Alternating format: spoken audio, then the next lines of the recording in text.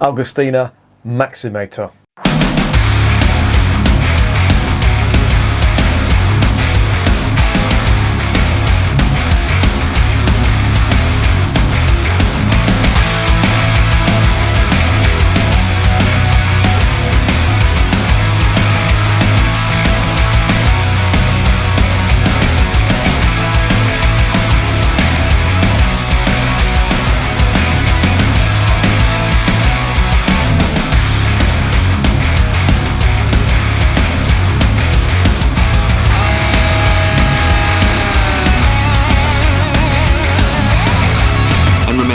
Life is too short to be drinking shitty beer.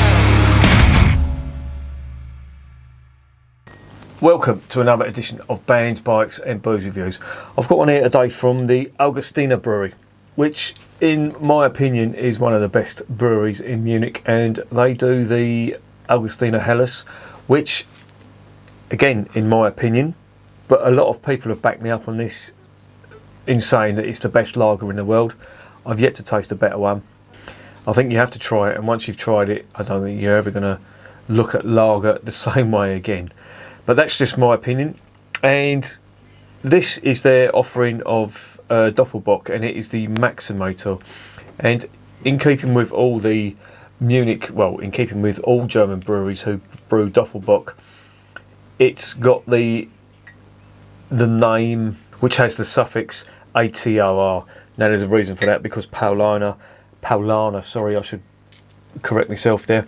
Paulaner have monopolised that name, copyrighted it, and they've used Salvatore as their Doppelbock. But originally Salvatore was the style of beer. So if you can, to give that analogy, for example, if say Fender copyrighted the name guitar, I know you wouldn't, but bear with me here. If Fender copyrighted the name guitar, or Gibson, it's the sort of thing Gibson would do. If they copyright the name guitar, then Fender and every other guitar manufacturer since Gibson or other than Gibson would have to come up with some other name for the instrument, which I think is pretty low. But I've tried the Paulaner Salvatore, and it's good. It's a good beer, but I think that's a sneaky underhand marketing tactic that they've done there. But all the other German breweries have got together and said, well, fuck you, Paulaner. We're just gonna rip the shit out of that name and put the suffix ATOR, which doesn't make your beer any more exclusive than ours. So that hence the reason why this is Maximator. Now they're an Augustinian brewery, as the name suggests, hence the reason they've got the name, hence the reason they've got the depiction of what I imagine is an Augustinian bishop. He looks like a bishop anyway. He's got the crook there in his old pandy. And usually these are high alcohol beers, and this is as well. This is very in keeping with it because it's 7.5. Now I'm looking on here for the, and they haven't got it. I'm looking on here for the billy goat, because apparently Doppelbock in the Bavarian dialect sounds very similar to the word billy goat, and a lot of the German brewers have ram's heads on the front of their labels, but obviously Augustiner haven't. They've put a picture of a bishop on there. Yeah, I mean they're not a monasterial or cloister brewery anymore. They're one of the biggest breweries in Munich, and they, of course, being in Munich, they have foothold in the Oktoberfest. They have got records going back to quite a long time ago, actually. I think it's the 1800s when they are listed as being one of the breweries in the Oktoberfest, or the breweries that are allowed to sell beer at the Munich Oktoberfest, because they're very insular, the Munich breweries. There's, the top six: Löwenbräu, Hacker-Pschorr, Augustiner, Spaten, Hofbrau and Paulaner. They're the six Munich breweries who are the only ones who are allowed to sell beer at the Munich Oktoberfest. But as I said before on different videos, the Munich Oktoberfest is very tourist orientated. So if you want to avoid all that, which is the sort of thing I do, I hate all that bollocks, people, forced fun, people drinking for, you know, for the sake of it. You don't really appreciate the beer.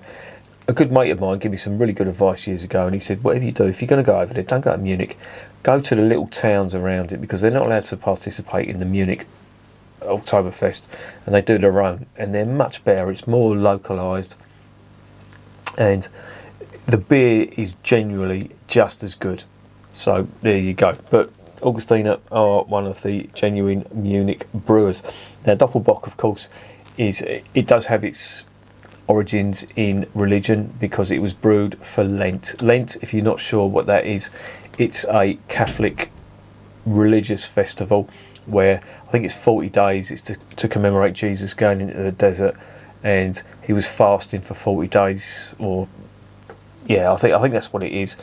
Being a Catholic, I'm trying to fucking, well, no, being an ex-Catholic, trying to remember what it was. But I remember Catholics used to give up something for 40 days for Lent, and I've still got a few Irish mates now who still observe, and they give up stuff for Lent and all that. Usually it would be, well, back in, you know, when I was a kid, it would be either cigarettes and alcohol, and if it was the kids, it would be chocolate. You couldn't eat sweets or something like that.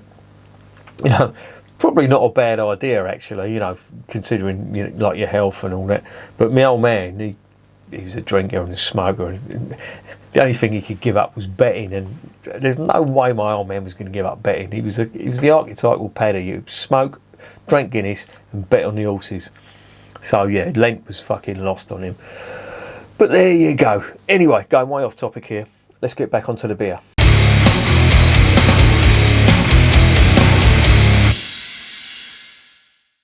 This is a 500ml bottle. It's 7.5%, which is normal for Dopplebock. I like that. I'm looking at the back of the label. Augustiner don't do that. This is called the Builder's half litre. That's what they call their beer bottles, and these are quite traditional. Beer bottles normally now in Germany a lot taller, and you know, some have the flip top lids, and some have, you know, just the normal caps, but they're taller in size. They're very much traditional, and they're the original style of bottle that was used for beer, and it was called the Builder's half litre because builders would have this for lunch. You know, they'd have their food and all that, but they'd always wash it down with a half litre bottle. And this is called, in Germany, this is called a half bottle of beer. If you ever watched the film Das Boot, they are given half bottles. If you watch the film The Plot, where they're stuck under the depths of the Gibraltar Straits, and he said, if we make it out here, it's a half bottle of beer for everyone. And when I first watched that, in my mind I was thinking they're going to get a 330ml bottle, and I was really confused when I saw bottles like this, and I'm thinking, they're pint bottles, they're not half bottles. But of course it's half litre, and this is what a half litre bottle looks like. So there you go.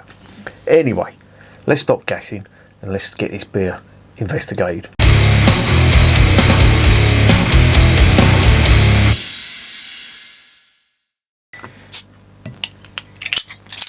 There is the usual Augustiner cap. Make a big thing about the Reinheitsgebot on there. Excuse me. Fucking hell. Right, let's get in the glass. Now, I've just tried a Bavarian Dunkel, which really wasn't good. It was brewed under licence by Tuka. It was the Klosterbier Cheyenne, I think it was. Really not good. So I'm hoping Augustiner are going to wash that. There's a horrible sulphurous flavour on it, which is sort of what Tuka are doing now. They never used to be like that, but I'm really disappointed in them. So let's see what this is doing. Oh, yeah, and this is what I'd be expecting. First thing, ethanol, caramel malt, masses of it. If you like Dunkel, imagine a stronger Dunkel. Now they've got on the label, they've got Stark beer written there. Can you see that? Stark beer just means strong beer. Stark in German means strong. So if you know anybody whose surname is Stark, they've got Germanic origins, and apparently at one time they were very strong. So if you've got a mate who looks like Charles Hawtrey and his name is Stark, you've got to wonder what the fuck happened there. Yeah, really nice. Quite. I know there isn't in there because this conforms to the Reinheitsgebot, but you do get a sort of a sugary type flavour, and I don't know whether that's subconsciously. That's me, having smelt too many Belgian doubles and quadruples. You get where you get the candy sugar. Maybe it's subconsciously I'm thinking that, but it does smell sweet, which is normal, really. The caramel stuff, the caramel malt in German beers is very sweet. The roasted malt, I should say, not caramel malt, the roasted malt. There it is. Looks very much like a dunkel, but it's like a dunkel on steroids. There you go. Right, let's get it down the hatch.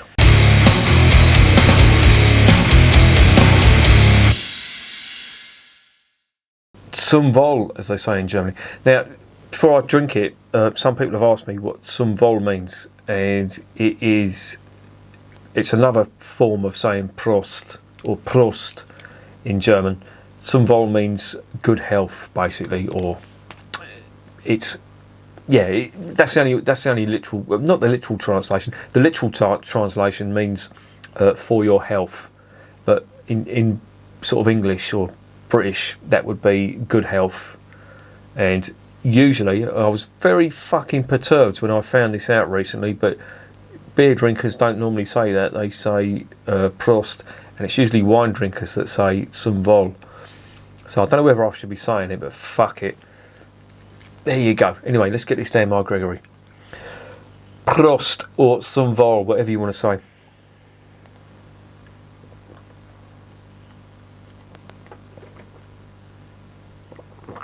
Oh yeah. Oh, that's good.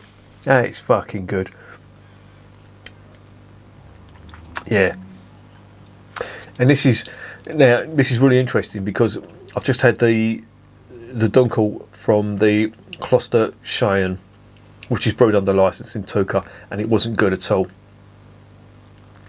Now, I know they're two different style of beers, but as I said before, jokingly, but I was sort of half serious, Doppelbocks are effectively Dunkels, but with higher ABV. And this is what I should have been sort of tasting with that last one. The big caramel malt is there. There is quite a bit of an ethanol backbone on this as well, but you can still get the lovely caramel malt, the nutty sweet caramel malt on this, and this is really nice.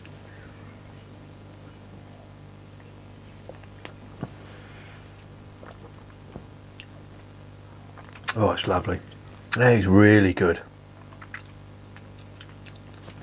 And it's quite sticky as well. It's a very, very clean version of a strong Belgian double, if you like.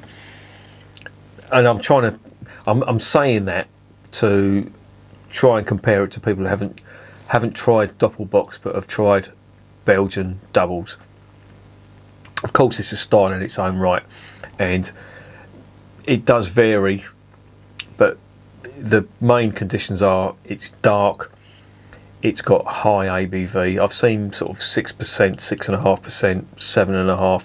I've even seen 8%, but it doesn't generally go over 8%. I think that's where the Germans sort of draw the line. Eisbock is the next big ABV beer, but yeah, this is fantastic.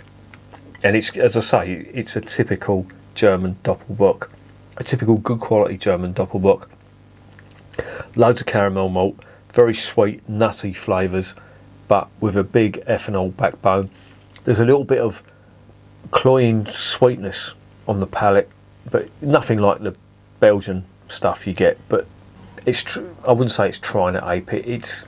That's a lie. It has got some similarities with the Belgian double, but it's not as intensely sweet as the Belgian double.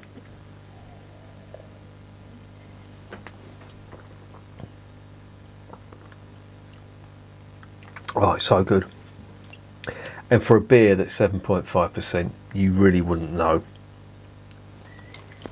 this just slips down so sweetly. There's no real big carbonation, despite the really good lacing on the side of the glass. You don't really get that. It's smooth as a baby's arse. And I've always said this: if you get a Doppelbock from one of the good Munich brewers, now this is the first time I'm tasting the Augustiner stuff, the Hacker-Shaw Doppelbock, the Paulaner Salvatore Doppelbock, the Löwenbräu Triumphator, even the Tuca stuff as well. That's not a Munich one, but that's outside. That's probably one of the best ones. I defy any fan of British ale not to like that. They really would like that, especially fans of Ruby ale. Your bitter drinkers, I'm sure they would love that. And it really is a shame that this isn't available over here. But I can see what would happen. Because this is so good, British brewers may have problems, you know, competing with this, because this is so flavoursome. And it's sort of a, I wouldn't say it's a secret, but not your average British drinker doesn't know about these types of beers. When you say German beer to your average British drinker, which is fair enough, you know, I'm not knocking them, and it's a fair assumption as well, because there are, you know, if you say what's your perception of German beer, immediately say lager or, you know, Pilsner. Very, very few would say, oh yeah, Doppelbock, dark beer, that type of thing. That's why you get, even now, you know, I'm obviously of a certain generation, but you do get people that, you know, ardent ale drinkers that really don't delve into the other styles of beer. They say, oh no, I don't like German beer, you know, I just want to drink British ale, or, you know, British beer, Guinness even. You know, your average Irishman, you know, wouldn't entertain the idea of having this. But, you know, if you give them Stark beer or something like that, there is a beer in Germany for every taste, believe me. But this is a fantastic example of a Doppelbock.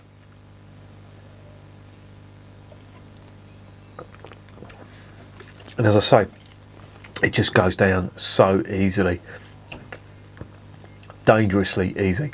Now the trouble is with the Belgian beer, you do know you're drinking a hefty ABV beer. With the German stuff, it's very dangerous, because this, for all intents and purposes, could be just a dunkel for me. You know, once you have a few more of these, you know, it will just slip down so easy. It is, in effect, a lager, and the Belgian stuff is top fermented, which, you know, and it's got the sugar in it as well. So you sort of do get the idea that you're drinking something strong. But the ABV on this, compared to a double, could be similar. The Belgian stuff, you know, it's served in a little, in a chalice, usually 330ml chalice. The German stuff is served in a, you know, a half litre or sometimes a litre, and you know, you're fucking knocking back 7.5, which is the equivalent of nowadays, you know, 2 bottles of, or 2 cans of Carlsberg Special Brew. Obviously doesn't taste the same, but it's got the same effect, you know. And for your average British drinker, you know, you give them that, and carnage will ensue. The roundabout point I'm trying to make is that is fucking good. I really do like that, and it's a very good Doppelbock.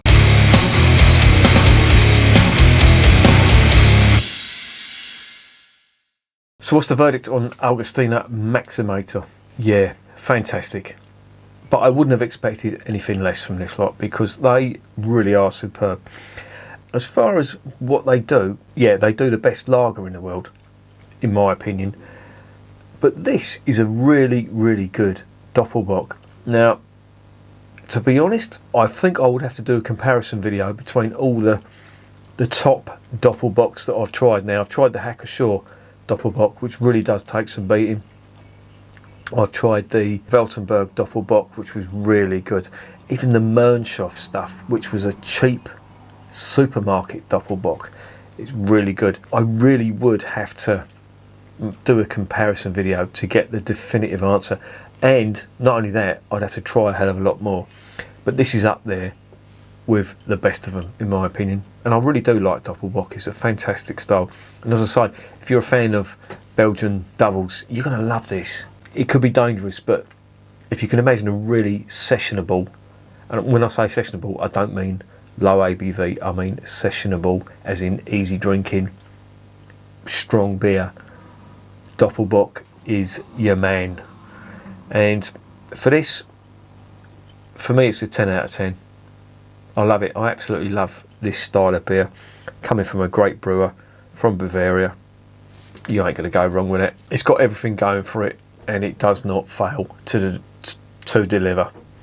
So yeah, I'm going to give that 10 out of 10 all day long. It's available on Beers Europe, relatively cheap. I think it's under £3 or £3 thereabouts. So, you know, if you buy a crate, it's going to be a very cheap night, because by the time you've had about 3 or 4 of these, you will be off your fucking tits, which is always a bonus.